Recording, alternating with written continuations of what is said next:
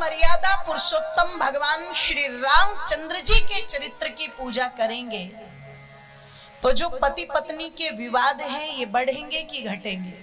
जोर से बोलो, घटेंगे। जो संतानें माता पिता के विरुद्ध व्यवहार कर रही हैं मेरी माताओं, ये विरुद्ध व्यवहार नहीं होगा।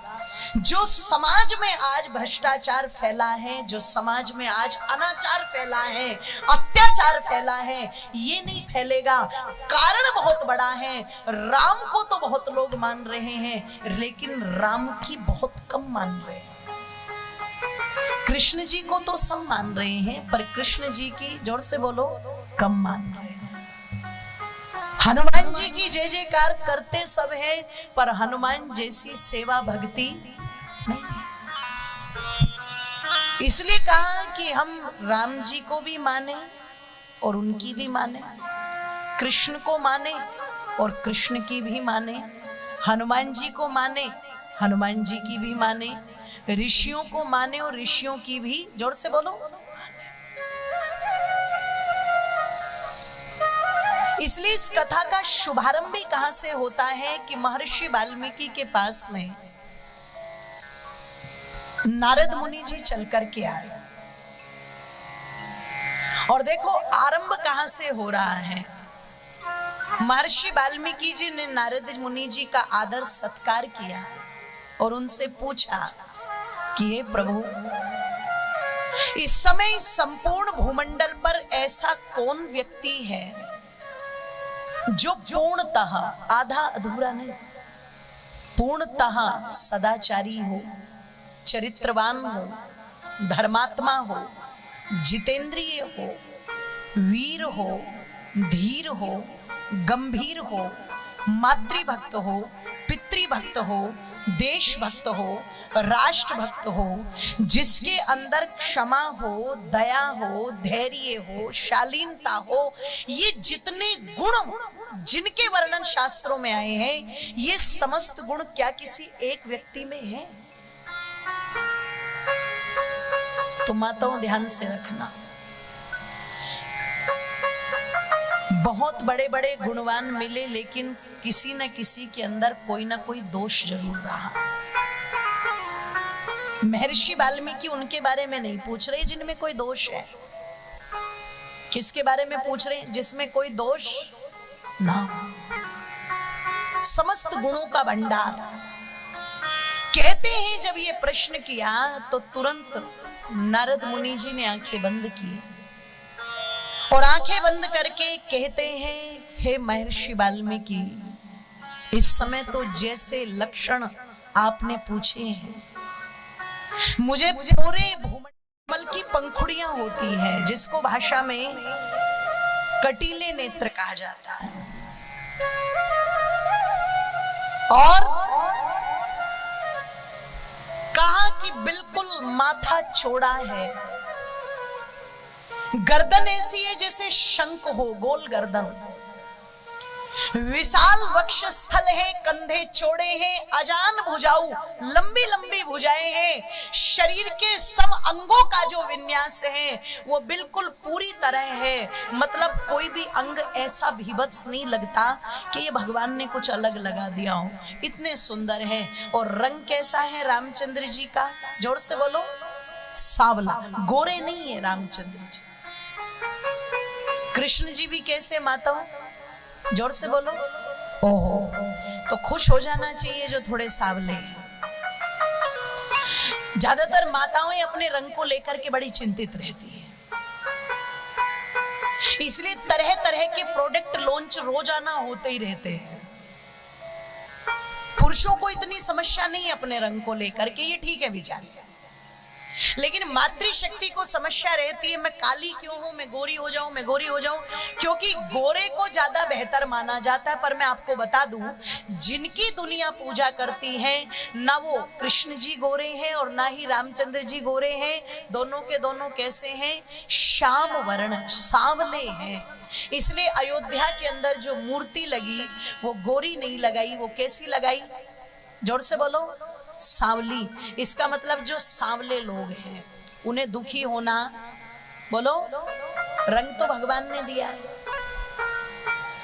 रंग परमात्मा ने दिया है। आपका रंग कैसा भी हो उससे कोई मतलब नहीं है, लेकिन यदि आपका ढंग ठीक है तो कितना ही काला रंग क्यों ना हो। नेल्सन मंडेला बहुत काले थे, पर दुनिया के लिए एक आदर्श है वो व्यक्ति। ओबामा भी काले ही हैं, पर एक आदर्श है। और दूर क्यों जाते हो, भारत की राष्ट्रपति श्रीमती द्रौपदी मुर्मू, उनका भी रंग बहुत पक्का है, लेकिन वो हम सबके लिए अत्यंत सम्माननीय है। तो रंग से फर्क नहीं पड़ता, व्यक्ति का ढंग ठीक होना चाहिए। अगर ढंग ठीक है, आदर्श ठीक है, विचार ठीक है, चरित्र ठीक है, सेवा भाव अच्छा है, तो काली बहू भी बहुत अच्छी लगती है सास को। और अगर उसका ढंग ठीक नहीं, उसमें सेवा भक्ति नहीं, उसमें श्रद्धा नहीं, तो चाहे कितनी भी गोरी ला करके बैठा दो, लाइट जलाने की जरूरत ना पड़े, इतनी गोरी हो चाहे, तब भी सास माथा पीटती नजर आएगी। हे भगवान, कहां से कुघड़ी में पल्ले पड़ गई थी ये। रंग से अंतर नहीं है, ढंग व्यक्ति का ठीक होना चाहिए। तो रामचंद्र जी का रंग कैसा है माताओं? सांवला। कृष्ण जी का रंग कैसा है? जोर से बोलो, सांवला। लेकिन फिर भी वो हमारे लिए पूजनीय है। क्यों? दुनिया उनके चाम की पूजा नहीं करती, दुनिया उनके काम की पूजा करती है। तो नारद जी कह रहे हैं साम रंग है, बाल घुंघराले हैं, आंखें कटीले नेत्र हैं, चौड़ा वक्ष स्थल है, अजान भुजाऊ है, सब अंगों का विन्यास सम है। देखने में ऐसा लगता है जैसे कामदेव ने स्वयं शरीर को धारण कर लिया हो, इतने सुंदर। ओ मेरी मातो बंधु, नारद मुनि जी भगवान श्री रामचंद्र जी के गुणों का बखान करके चले गए और महर्षि वाल्मीकि ने निर्णय किया कि मैं इन्हीं पर अपने काव्य की रचना करूंगा।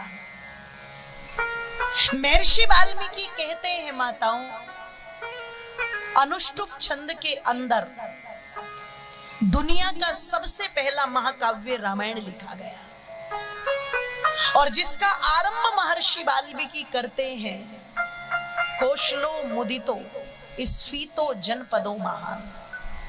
सरयू नदी के तट पर कौशल नामक एक देश, जिसमें अयोध्या नाम की एक नगरी है, जिस नगरी में लंबी चौड़ी सड़कें, बड़े बड़े राजमार्ग हैं, 7-7 मंजिला इमारतें हैं, दोनों तरफ पुष्प वाटिकाएं सड़कों के किनारे किनारे लगी हुई है। माने के जो स्मार्ट सिटी का कॉन्सेप्ट हमारी सरकार आज बात कर रही है, भारत की संस्कृति इतनी उन्नत थी कि त्रेता युग में ये सारी की सारी चीजें विद्यमान थी। और क्या स्थिति बताई उस अयोध्या की? पता लगा कि वहां पर प्रत्येक घर के अंदर, ध्यान से रखना माता, प्रत्येक घर के अंदर कोई व्यक्ति ऐसा नहीं जो बिना अग्निहोत्र किए, बिना संध्या किए भोजन कर लेता हो। आज तो ये हवन हम कब करते हैं? जो आर्य समाज से जुड़े हुए हैं तो चलो रोज कर लो, और दूसरी जगह तो बोले कभी पूर्णमासी को, अमावस्या को करवा लो, या कोई घर की पूजा है तब करा लो, और कई बार तो कहते भूत प्रेतों का डर है इसलिए करवा लो, बातें बिगड़ी हुई है इसलिए करा लो।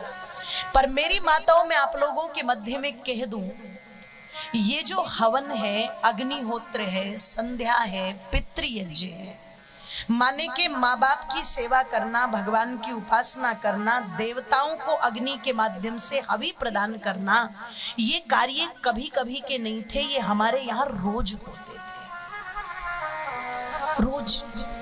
महात्मा चाणक्य तो यहाँ तक लिखते हैं, न विप्रपादो न कर्दमानि, न वेद शास्त्र ध्वनि गर्जितानि, स्वाहा स्वधाकार विवर्जितानि, शमशान तुल्यानि ग्रहणितानि।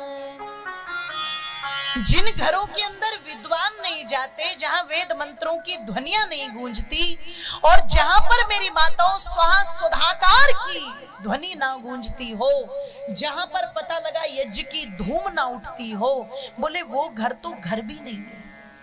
घर को अगर घर बनाना है तो ये कार्य हमारे घरों में होते रहने, जोर से बोलो, चाहिए। अयोध्या में प्रत्येक घर के अंदर प्रतिदिन क्या होता है? हवन होता है, संध्या होती है, तब लोग भोजन करते हैं। और हमारे यहाँ क्या कहा जाता है? भूखे भजन न होए गोपाला, ये लो अपनी पकड़ो। पहले पेट पूजा और फिर काम दूजा। एक जगह तो एक बहन जी ने करवा चौथ का व्रत रख लिया, बार बार बोली निकल गया क्या चांद, निकल गया क्या चांद, निकल गया क्या चांद। ओहो, पति ने कहा अभी नहीं निकला, बोले ऐसा लग रहा है आज मैं ही निकल जाऊंगी, ये नहीं निकलेगा।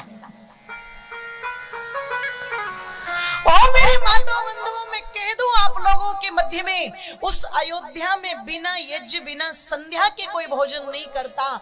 दूसरी बात, उस अयोध्या में कोई भी अदानी नहीं है। अदानी के मतलब सब व्यक्ति पवित्र कार्यों में दान करने वाले हैं। कोई अनपढ़ नहीं है। ध्यान से सुनना, एजुकेशन सिस्टम जो लोग कहते हैं अंग्रेजों ने भारत को एजुकेशन दी, मेरी माताओं अंग्रेजों के लकड़दाता जकड़दादा भी जब एजुकेशन सिस्टम को नहीं जानते थे, तब भारत देश इतना उन्नत था शिक्षा के स्तर पर कि यहाँ तक्षशिला और नालंदा जैसे विश्वविद्यालय थे, जहां एक एक विद्यालय के अंदर मेरी माताओं लाखों लाखों विद्यार्थी पढ़ते थे। ध्यान रखिएगा, एक भी अनपढ़ नहीं है, एक भी मूर्ख नहीं है।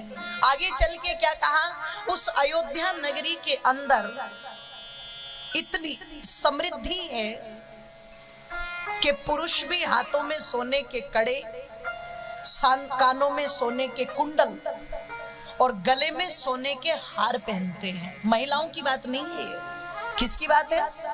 जोर से बोलो। और राजस्थान मध्य प्रदेश के अंदर आज भी चले जाओ तो वहां परंपरा है आज भी।